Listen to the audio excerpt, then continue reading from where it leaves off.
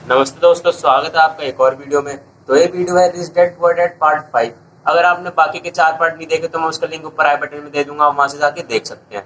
और अगर आप इस बुक को खरीदना भी चाहते हैं तो उसका लिंक नीचे डिस्क्रिप्शन में दे रखा है। ये बुक इंग्लिश में भी अवेलेबल है और हिंदी में भी।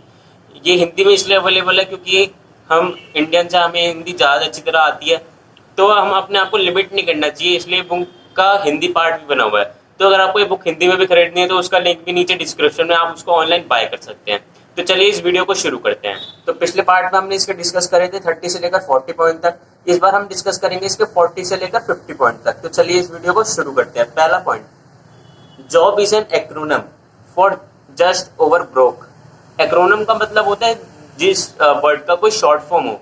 जैसे आप ये जानते हैं कि डीयू यूनिवर्सिटी है, तो डीयू क्या है? डीयू एक एक्नोरियम है। इसका मतलब डीयू की एक दिल्ली यूनिवर्सिटी की एक शॉर्ट फॉर्म है। तो इसमें कहते हैं कि ऑथर की जॉब की भी एक फुल फॉर्म है, मतलब जॉब एक एक्रोनियम है और जॉब की भी एक फुल फॉर्म है, और उस फुल फॉर्म का नाम है जस्ट ओवर ब्रोक। ऑथर्स को कहते हैं कि जॉब उन लोगों के लिए है जो एकदम ब्रोक की लाइफ जीना चाहते हैं, अपने एकदम टूटे हुए। उनको क्या हो जाती है, जॉब्स की आदत हो जाती है, क्योंकि उनको एक महीने में एक फिक्स अमाउंट मिलता है। इसलिए ऑथर इसको कहते हैं जस्ट ओवर ब्रोक। ये सिर्फ उन लोगों के लिए जो ब्रोक ही रहना चाहते हैं और ब्रोक ही है। तो चलिए इसका 42 पॉइंट देखते हैं। The main management skills for needed for success are. इसका मतलब है कि ऑथर ने इसमें 3 मैनेजमेंट स्किल्स के बारे में बताया है सक्सेस की, जो आप पा सकते हैं। नंबर 1 स्किल्स है management of cash flow. Management of cash flow का मतलब पैसे का आवागमन। पैसा आता है, टिकता है, और आप उसको कहाँ खर्च कर देते हैं। इसका दूसरा वो स्किल्स बताते हैं मैनेजमेंट ऑफ सिस्टम। मतलब ये पूरा सिस्टम है, आपके पास पैसा आता कहाँ से, उसका पूरा सिस्टम आपको समझना पड़ेगा, उसका मैनेज करना पड़ेगा अच्छी तरह। और इसका थर्ड मैनेजमेंट सिस्टम बताते हैं मैनेजमेंट ऑफ पीपल। आप या तो अकेले हैं तो आप खुद ही पीपल हैं, मतलब आप अकेले ही कमाते हैं और अकेले आप पूरा मैनेजमेंट करते हैं। पर अगर आपके पास पूरी टीम है, एक टीम है जो आपको कमाती है, आपको पूरी टीम लगे जो आपके कस्टमर हैंडल करती है, आपके क्लाइंट हैंडल करती है, तो उसको भी आपको मैनेज करना आना चाहिए। ये होता है मैनेजमेंट ऑफ पीपल। इसका अगला पॉइंट देखते हैं जो है the best skills are sales and management marketing, and for doing this we should need communication skills. World की बेस्ट स्किल्स कहते हैं ऑथर क्या है? सेल्स और मार्केटिंग। सेल्स एंड मार्केटिंग यानी सेल्स करना और मार्केट करना उसको, मतलब आपने जो मार्केट करी चीजें जो आपने लोगों को दिखाई, वो लोग कैसे खरीद रहे हैं। पर उससे भी पहले आपको सेल्स एंड मार्केटिंग को समझने से पहले एक और स्किल आनी चाहिए जो है कम्युनिकेशन स्किल। मतलब आप लोगों की कैसे आप बात कर सकते हैं, आपकी पर्सनैलिटी स्किल्स, आप कैसे खड़े होते हैं, कैसे बात करते हैं, कैसे सांस लेते हैं, ये पूरी स्किल कम्युनिकेशन स्किल्स हैं। आप कैसे बात भी करते हैं, और बात का एक सेल्स एंड मार्केटिंग में बहुत बड़ा रोल होता है। आजकल हम देख ही रहे हैं कि कैसे नेटवर्क मार्केटिंग बहुत ही ऊंचाइयों पे जा रही है। तो उसमें क्या है, पहले आपको कम्युनिकेशन स्किल्स आनी चाहिए, बेचना आना चाहिए, जब भी आप पहले आपको बात करनी आनी चाहिए, जब भी आप बेच पाएंगे चीजें। इसका 44th पॉइंट कहते हैं द 5 फियर्स आर। ऑथर इसमें 5 फियर्स बताते हैं जो लोगों को हमेशा ब्रोक ही रखते हैं। इसमें से पहला फियर तो यही है, फियर यानी डर, कोई भी काम करने का डर, जो हम दूर करें तो हम सक्सेस को बड़ी आसानी से पा सकते हैं। दूसरा है लेजीनेस।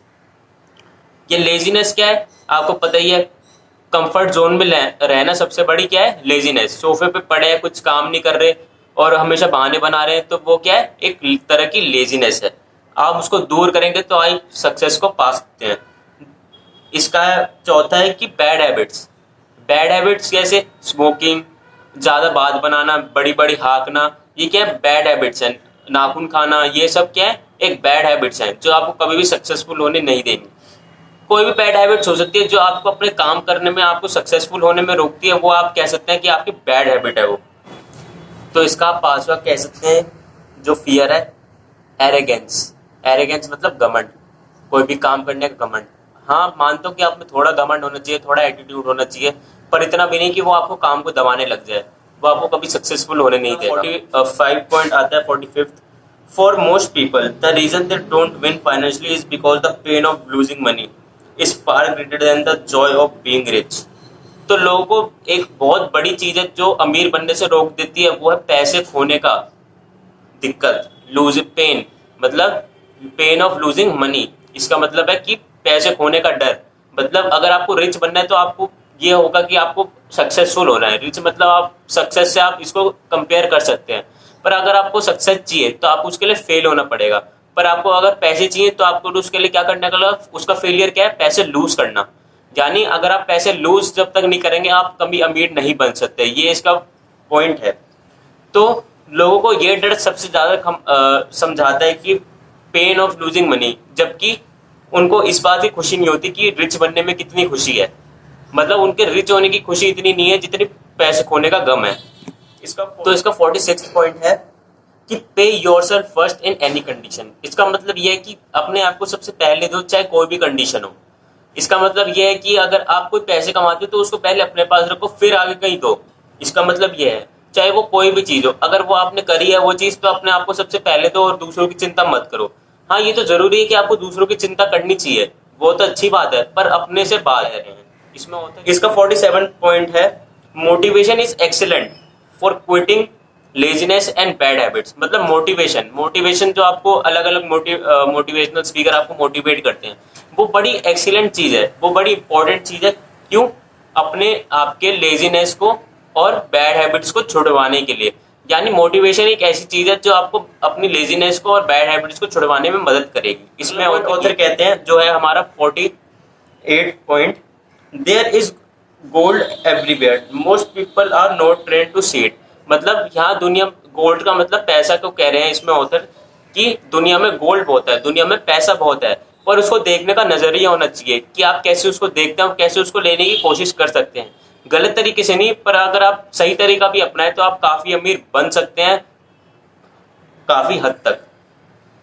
तो इसमें ऑथर यही कहते हैं कि पैसा हर जगह है, पर उसको देखने के लिए अपने आप को ट्रेन करना पड़ता है, उसको मेहनत करनी पड़ती है, एक स्किल में मास्टर होना पड़ता है, जब भी आपको पैसा वो दिखेगा और आप उसको लेने की कोशिश कर पाओगे। इसका 49 पॉइंट है कि the process of develop your self power.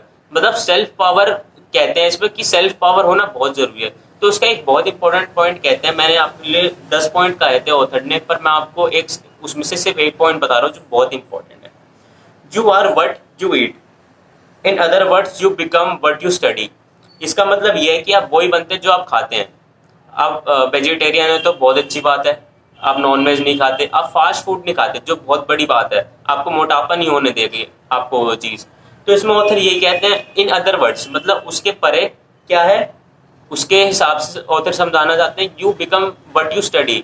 मतलब आप वही बनते हैं जो आप स्टडी करते हैं, आप वही बनते हैं जो आप स्टडी करते हैं। जैसे आपने ग्राफिक डिजाइन पढ़ा तो आप ग्राफिक डिजाइनर ही बनेंगे अंत में आकर, आप वेब डेवलपर नहीं बन जाएंगे, आप एंड्रॉइड डेवलपमेंट नहीं सीख पाएंगे अगर ग्राफिक डिजाइन सीखा होगा आपने। तो उसमें ऑथर यही कहते हैं, तो आपको वही सीखना है जो आपको चाहिए और वही करना है जो आप सीखोगे, वही करोगे आप। 50 पॉइंट कहते हैं author, risk come from not knowing what you are doing.